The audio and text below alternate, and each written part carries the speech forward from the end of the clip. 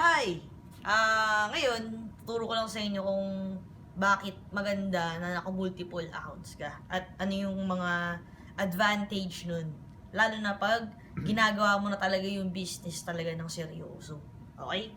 So, una, pag kumausap kayo sa prospect ninyo, syempre, huwag nyo lang i-endorse yung single pack natin. Ano ba yung single pack natin? Ito yung starter kit natin na 5,598.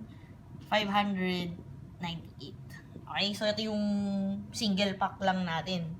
So, pag yan lang yung in-endorse mo sa kanya, for sure, yan lang din yung kukunin niya. Hindi niya alam na meron pa palang ibang packages na pwede or available. So, bukod sa starter kit, meron din tayong tinatawag na tri-pack. Ayan. So, magkano naman tong tri-pack na to? So, times 3 lang ng ating 5,598. So, ito po ay 16,794.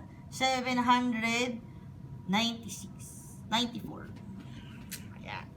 So, ito naman, tatlo naman nitong starter kit.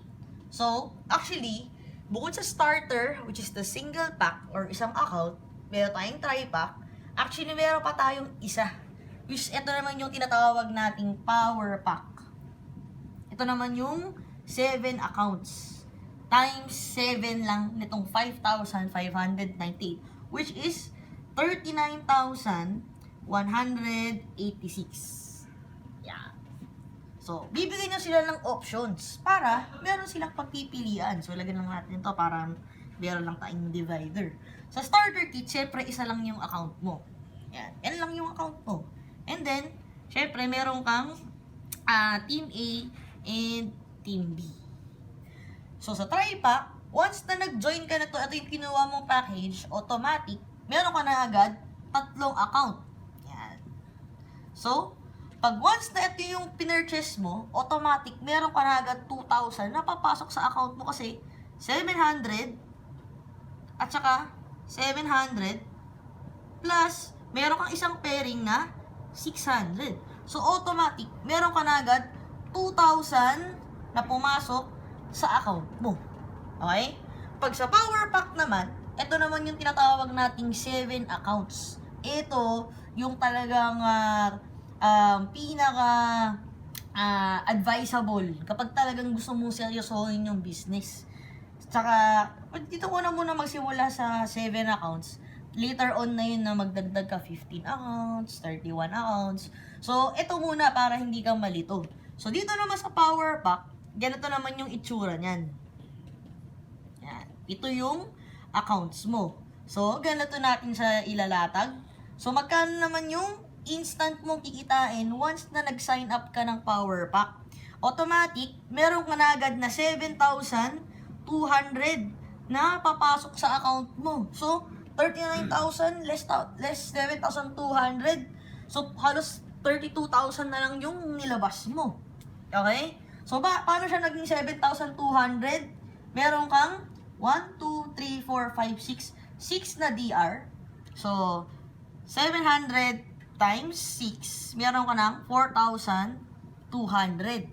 And then, para mabilang mo na agad yung pair, di ba syempre, sa first account mo, meron kang 1, 2, 3. So, meron ka na agad 1,800. Plus, yung second tsaka third account mo, meron pa silang sariling pair. So, meron ka additional 1, 2. So, plus 3,000. Di ba? Yan. So, total niyan is 7,200. Yan. So, dito pa lang, meron na agad pagkakaiba. Wala ka pang napapa-join na bagong member, bagong dealer. So, what if, ganito na naman ang gawin natin? So, let's say, syempre, ang dami mo kakilala, sabihin na lang natin, kumausap ka ng 100. 100 na napa-join mo dito. Okay? So, sa starter kit or single account, kapag 100 yung napasali mo, hatiin na lang natin, 50-50. So, ibig sabihin, meron kang 50 pairs. So, 50 times 600, magkano yun? 30,000. Diba? So, ito yung kinita mo doon sa 100 sa single pack or one account lang. Pag tri-pack naman, Ganito yung mangyayari niyan. Hatiin lang natin to. Para makita mo. So, 100 din yung naka-join mo. So, hatiin lang natin siya. 25, 25, 25. Yan. So, dito muna tayo sa pangalawang account para hindi ka malito. So, sa pangalawang account, meron niyang 25 pairs times 1 ng 600, that is 15,000. Ganon din sa third account, times 600, meron kang 15,000. So, sino ba sa taas ng second tsaka third account? Yung first account to. So, ikaw pa rin yan. Ibig sabihin, eto, may pairing ulit. So, 50 yun.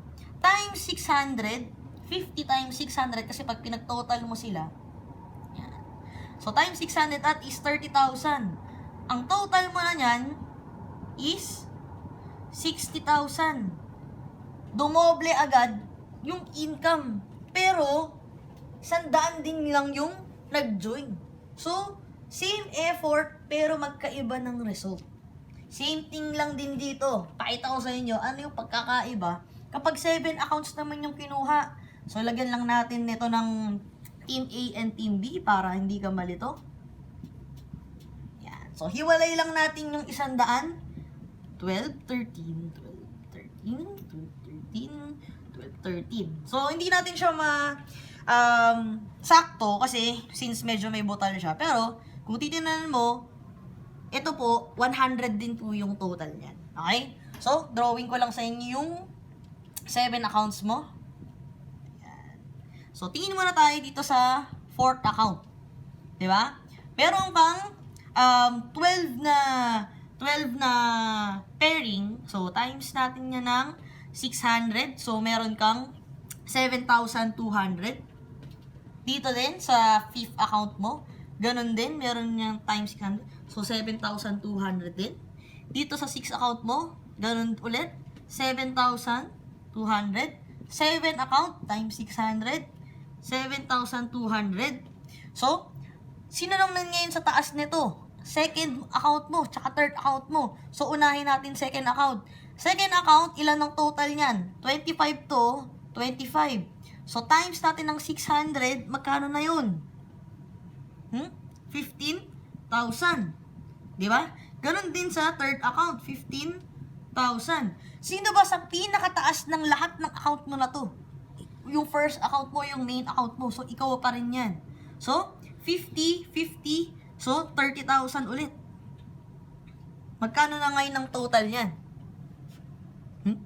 So, ang total nito ay 88,800. Same effort. Pero, ang layo nung result. Guys, so 100 pa lang yan. Yung 100 mo, for sure, lahat po yan, mag-i-invite din. So, syempre, kapag ikaw naka-multiple accounts ka, advantage yun sa'yo. Kasi pag etong leg na to, humataw yan, etong leg na to, humataw yan, ito. Lahat ng accounts mo, sasaluhin lahat nila yan kasi magpe-pair lahat yan. Di ba? So, mas advantage. Hindi katulad ng pag single account, naglagay ka lang dito, naglagay ka rito, merong pairing, tapos na. Dito, naglagay ka rito, naglagay dito, merong pairing. Naglagay ka rito, merong pairing, para na naman dito sa second account mo. Naglagay ka dito, merong pairing, fifth account mo. Nalagay ka dito, pairing, first account, and so on and so on. So, syempre, habang lumalaki yung team mo, lumalaki din yung income mo. Same effort, pero magkaiba ng result. Yan po yung ginawa ng mga top leaders dito, kaya mas mabilis yung income. Kaya yung iba nagtataka, bakit ang bilis nilang kumita? Actually, ang sikreto po, multiple accounts. Okay? Kaya kung ako sa inyo, kung single kit pa lang yung meron kayo, in the future, bago kayo magpasok ng members ninyo, mag-add kayo ng isang account.